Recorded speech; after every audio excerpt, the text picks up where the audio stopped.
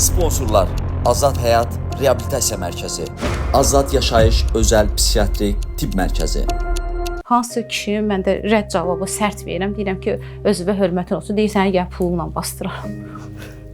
Bu da niyə də niyə? Yəni biz siz necədir? Gərək qul olasan da, pula görə qul olasan.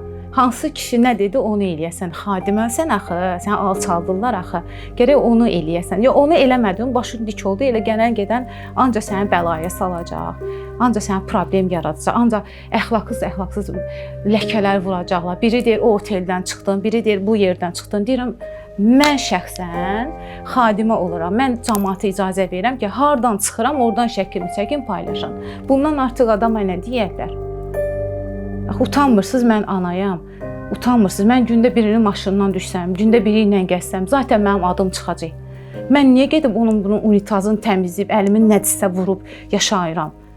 Özümü təmiz saxlamağa görə. Yəni o asan yolu mən qanmadım, siz başa düşdünüz, mən ancaq bunu yapışdım. Ailəlisiniz yoxsa? Xeyr, ailəliyəm. Çoxdan boşanmışam, tək yaşayıram, kiraya qalıram, belə. Uşaq var? Var. Allah saxlasın. Sağ olun.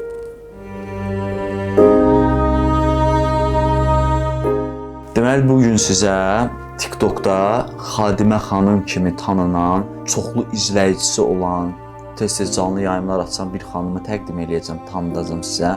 Hansı ki, bu xanımın maraqlı, acınacaqlı, çətin həyat hekayəsi olub, həm də uğur qazanıb bugünkü gün. Onun qazanma uğuru nədir? Özü öz ayaqları üzərində durur və ailəsini saxlayır. Mən də istəyirəm bu xanımı sizə təqdim eləyim, söhbət eləyək, siz də izləyin bizi. Olar? Olar, inşallah. Yağmur ağlayır ikimiz üçün, ağlayır həm geçmişi silib.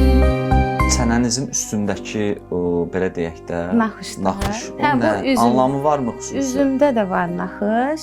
Bu yörəsəl bir naxışdır da. O vaxtları bu ərəb kökənli xanımlar belə aşirət qadınlarının üzündə olan naxışlardır ki, onlar çox gözəl olur.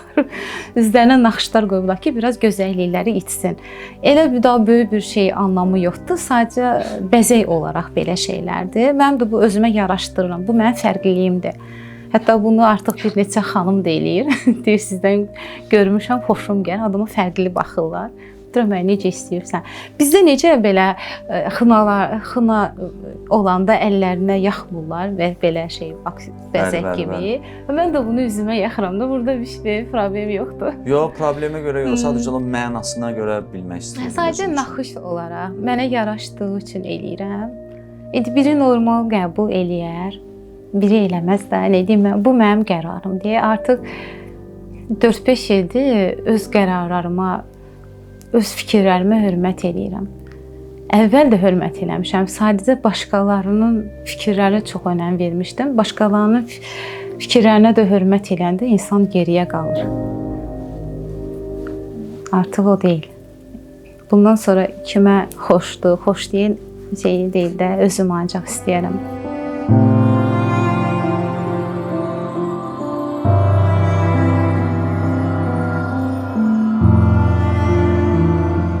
Bu amma hicab deyil də elə. Yox, hicab deyil. Hicabın kamilliyini özüm başa düşürəm. Bunu hicabdan özüm saymaram. Çünki saysam, yəni ayələrə hörmətsizlik eləyə bilər. Bu nədir bəs? Bu sadəcə örtülü bir geyimdir də. Örtülü geyim. Örtülü geyimdir sadəcə. Neçə ildir bu geyimlə, belə deyim də, həyat tərzi yaşayırsınız?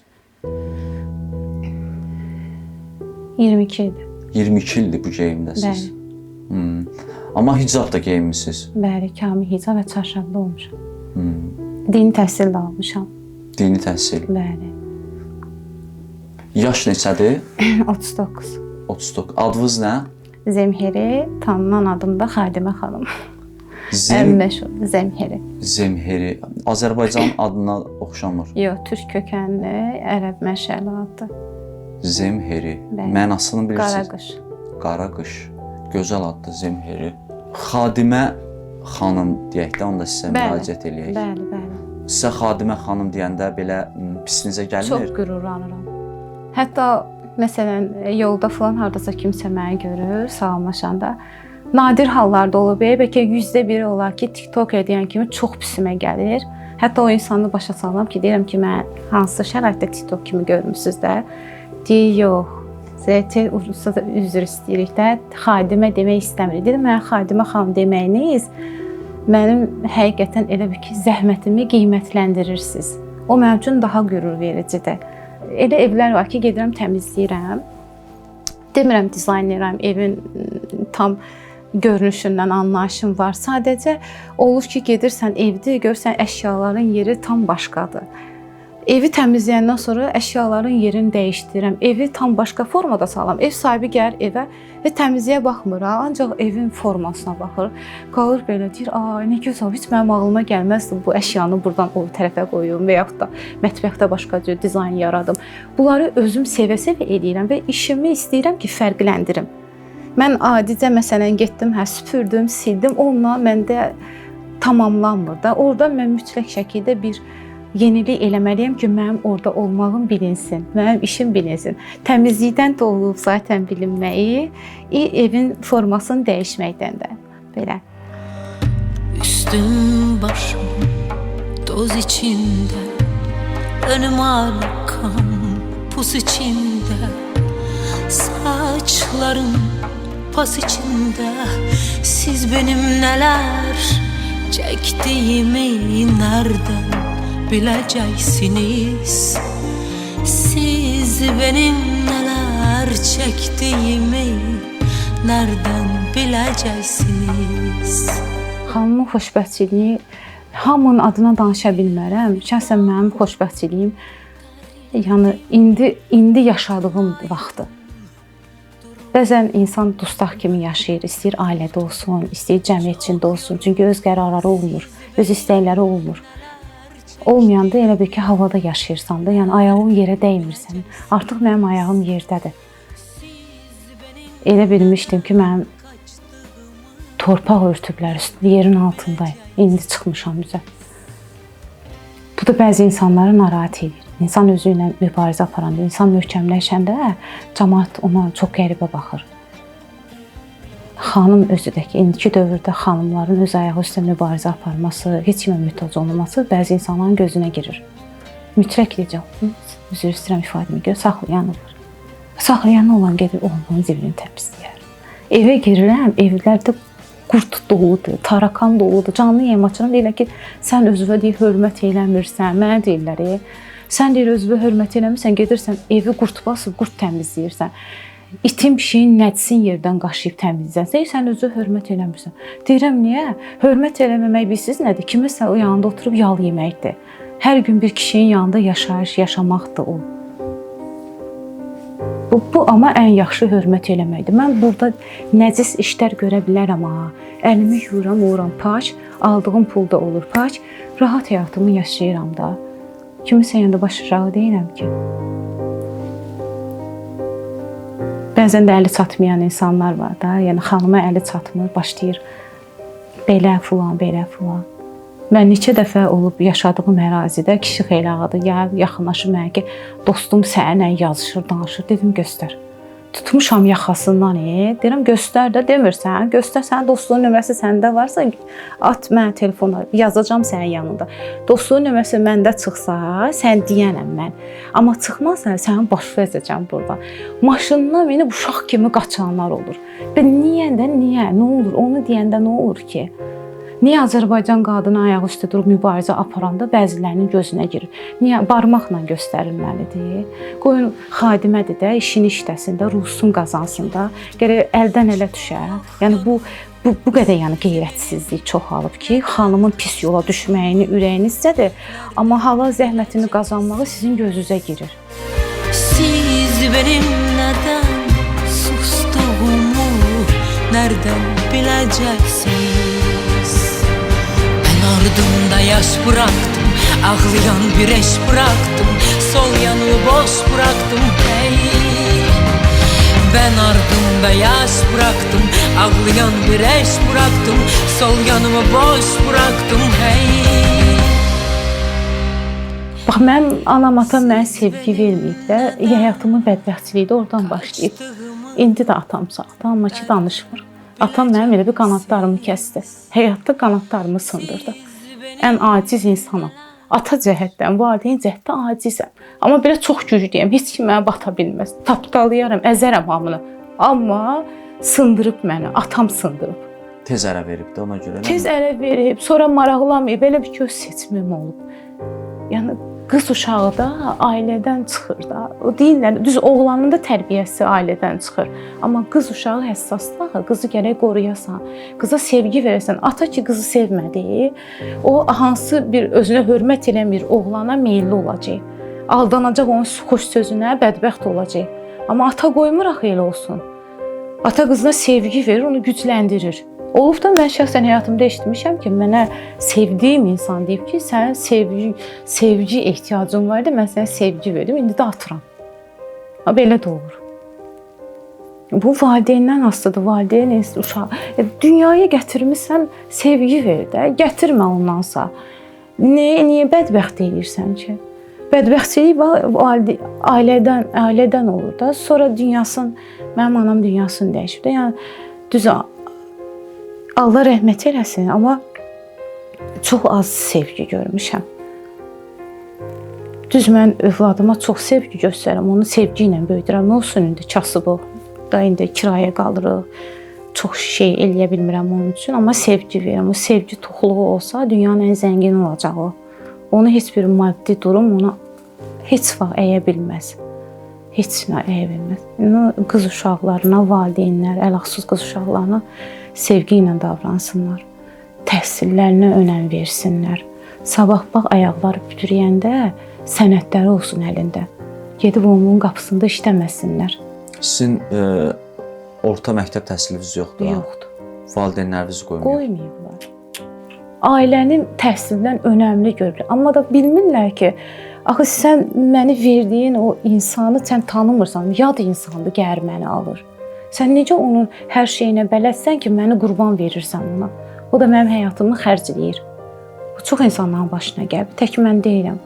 Bu da ailəsinin cavan yaşda evlənib bədbəxt olanlar var ki, 13-14 yaşda ərə getmək nə deməkdir? Birinci, bu qeyri-qanunidir. Bu bir. İkinci, psixologiya bunu qəbul eləmir. Yəni uşaqsan da, sən indi top oynayan, nə bilim, gizlənpaç oynayan vaxtındır. Sən niyə də onu eləyəsən ki? Nə vacibdir? Yəni uşaq səni maddi cəhətdə ziyana salır, sən ona ərə verib canını qurtarırsan, onu da heç dünyaya gətirməyəydin. Sonra niyə qınayırsan? O qadın gedib gəlin olmayandan sonra gedir, az yaşlı gedirsən, söz, söhbət, qaynana dırdırı, əri ilə olan problemləri gəlib sənə şikayət eləyəndə ki, valideyn mən əziyyət çəkirəm, onda sən onun ağzına vurursan, təzədən yola sarsan. Və sən bunu vermirsən də, kamil yaşda olsa, belə deyək də, indi minimum indiki dövrdə var da 24-25 artıq düşüncə sahibidir də, hər şeydən anlayışı var. O insan bundan sonra səhvi özünə, düzü də səhvi özünə. Amma 13-14 yaşda ərə verərsən, sən əlbəttə ki, onu ərə verəndən sonra gərək sən qoruyasan. Cəhənnəm vermirsən, heç olmaya sən onu qoru günah. Ailəsini qoru. Da başlı başına buraxdığın, əlbəttə ki, onda ailə olmayacaq. O günü qara olacaq. O pis yola da düşəcək, başqasına da meyl eləyəcək, uşağa da baxa bilməyəcək, tərbiyə də verə bilməyəcək. Ali təhsilli olmursan, səndən olan uşaq da savadsız olur.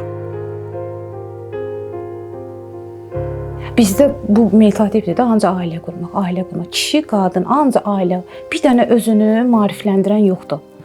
Bir dənə özünü təhsil sahibi eləyən, iş sahibi eləyən yoxdur. Ancaq ailə qurmaq, az yaşda, yaşlı kişidir, gəlir cavan qız uşağı alır, özündən 20 yaş balacanı alır. Və sən onun həyatını məhv edirsən də, o çörəyi dədəsinin evində də yeyirdi də, nəyə lazımdır?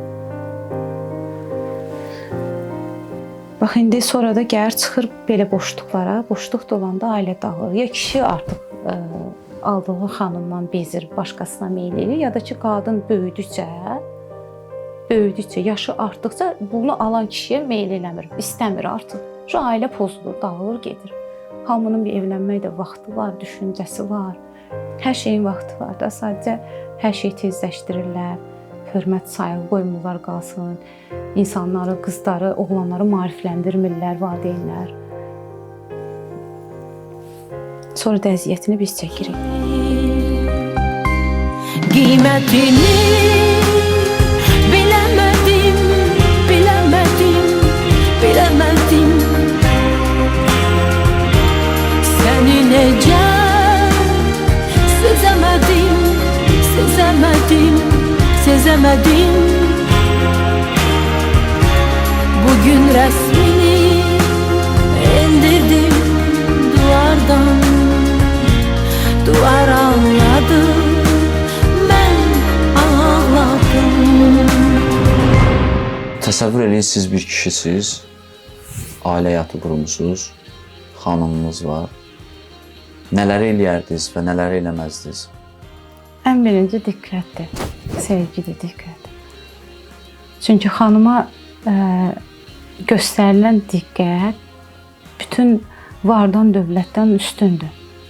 Çünki xanım, belə deyək də, qorunmağı, diqqəti, sayğını daha çox üstünlük verir. Nəinki, düzdür, indi biraz dövr dəyişib, maddiyyata doğrudur da, məcburiyyətdən deyil, heç kimi də qınamalı deyil.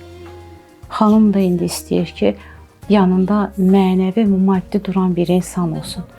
Amma bu şeylər, bu proseslərə gələnə qədər ki, xanımın həyatında ilk olaraq sevdiyi, onu həyatında olan ailəsi əlbəttə ki, ona diqqətli olmalıdır. Sayğı göstərməlidir, onu hiss elətdirməlidir ki, onun ailəsidir, sevir, hörmət edir.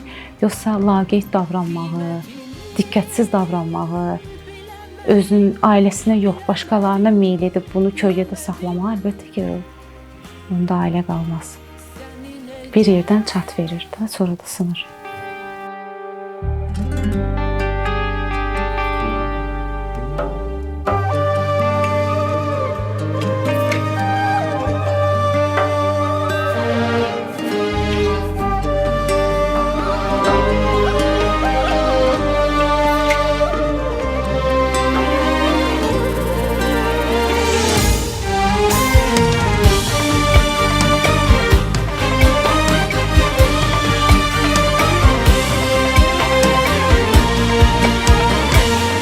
Düşünün, sizə yüz minlərlə kişilər baxır və o kişilərə siz sözünüzü deyirsiniz. Nə deyərsiniz?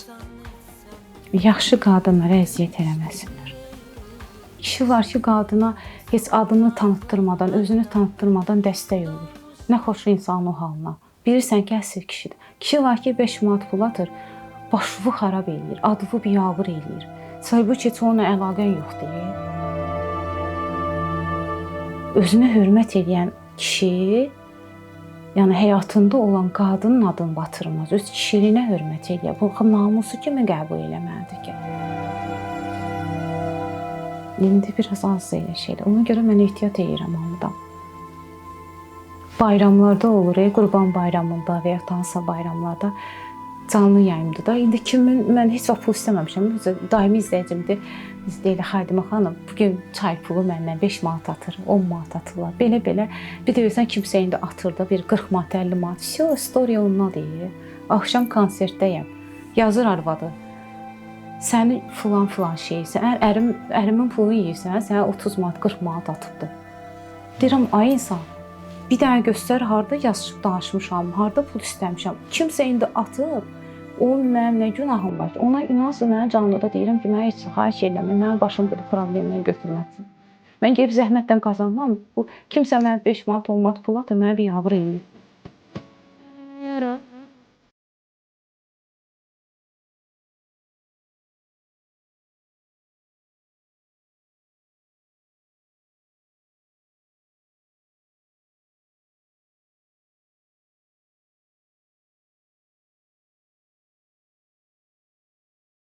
İndi elə bir həyatım var ki, heç kimə ehtiyacım yoxdur. O qədər tək qalmışam ki, o qədər çətinlikləri aşırmağı bacaram ki, kiminsə olub-olmamağı, ailənin olub-olmamağı, sevginin olub-olmamağı artıq önəmli deyil mənim üçün. Çünki dəyərləri sıfıra düşüb. Ancaq heç kimə möhtac olmamaq, işimi işləmək, mübarizə və salam.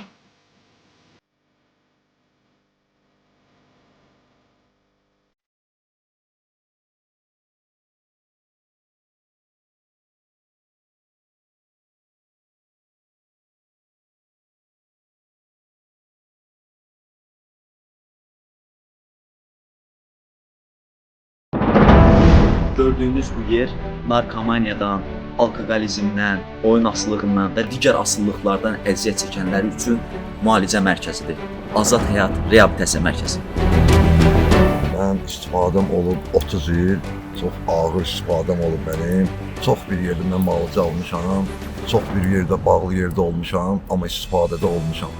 12 ay ayıqlığım var. Burada sağalma olmasaydı, mən 12 ay burada qalmazdım.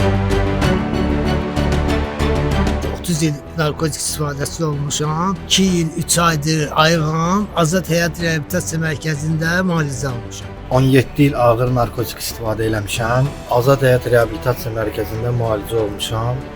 22 aydır ki, ayıq həyat yaşayıram. Azad Həyat Reabilitasiya Mərkəzində yaşından, stajından asılı olmayaraq nəticə almaq olur. Nəticəmiz göz qabağında.